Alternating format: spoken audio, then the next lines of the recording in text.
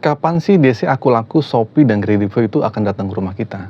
Simak video ini sampai habis. Assalamualaikum warahmatullahi wabarakatuh. Pada video kali ini, kita akan membahas masalah terkait kapan sih DC dari Aku Laku, Shopee Paylater, atau S-Pinjam datang ke rumah kita. Nah, video ini ditujukan untuk teman-teman yang sedang mengalami keterlambatan atau kesulitan dalam pembayaran di beberapa pinjaman online, atau mungkin secara umum di semua pinjaman online. Untuk teman-teman yang sedang menghadapi masalah DC lapangan, ini memang menjadi perhatian utama banyak orang. Kebanyakan orang khawatir ingin tahu kapan DC akan datang ke rumah untuk menagih, terutama bagi yang memiliki keterlambatan pembayaran di Aku Laku, Shopee Paylater, S-Pinjam, dan Kredivo. Di sini saya akan membahas 3 paylater terbesar di Indonesia ini. Saya yakin bahwa jumlah nasabah di ketiga paylater ini merupakan paling banyak dibandingkan dengan paylater atau pinjol lainnya. Artinya jumlah yang mengalami keterlambatan pembayaran di 3 aplikasi pinjol tersebut juga akan lebih banyak dan risiko untuk dihubungi oleh DC atau debt collector akan lebih tinggi. Mari kita bahas masing-masing paylaternya. Pertama itu ada Aku Laku. Nah, yang memiliki jumlah nasabah yang sangat besar dan terbesar di seluruh kota di Indonesia.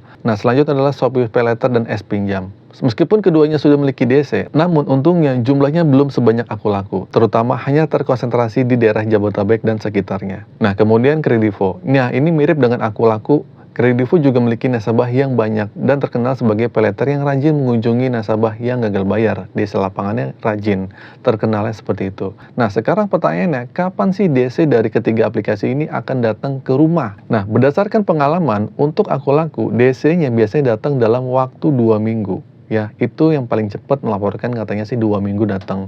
Namun jarang sekali di bawah 1 bulan. Sedangkan untuk Shopee Paylater atau S-Pinjam, prosesnya memakan waktu lebih lama lagi.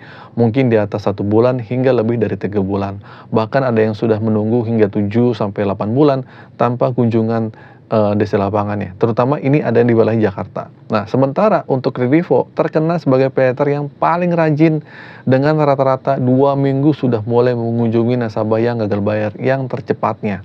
Bahkan ada yang datang dalam 1 bulan atau 1,5 bulan lah gitu yang datang.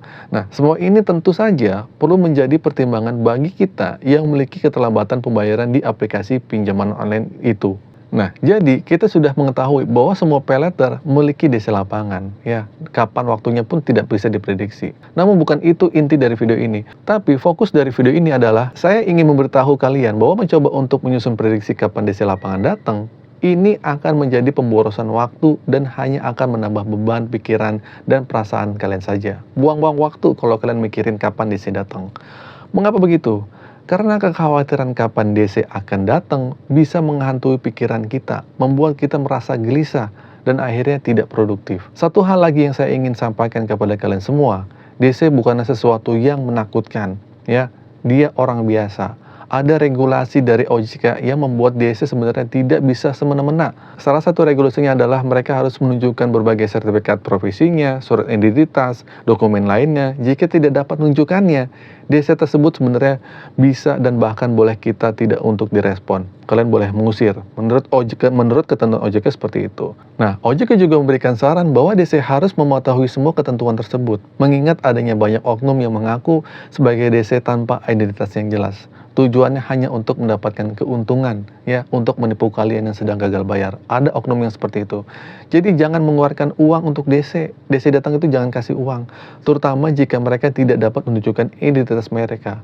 Teman-teman berhak untuk menolak, dan ini adalah hak kalian meskipun sedang dalam posisi ditagih hutang. Ini bukanlah alasan untuk tidak meminta identitas mereka. Oleh karena itu, penting bagi kalian untuk mendapatkan informasi tersebut. Jika teman-teman merasa takut atau khawatir bahwa DC mungkin akan bersikap kasar atau melakukan tindakan berlebihan, ada langkah yang bisa diambil.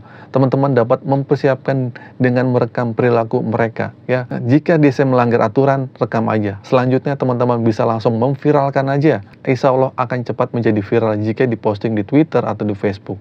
Minta bantuan kepada teman-teman aktivis sosial media atau influencer, dan mungkin insya Allah ini akan membantu agar masalah tersebut dapat ditindak cepat oleh OJK. Jadi tidak perlu takut terhadap DC. Fokus utama bukan pada kapan DC akan datang, tetapi bagaimana kita menyelesaikan semua masalah hutang ini.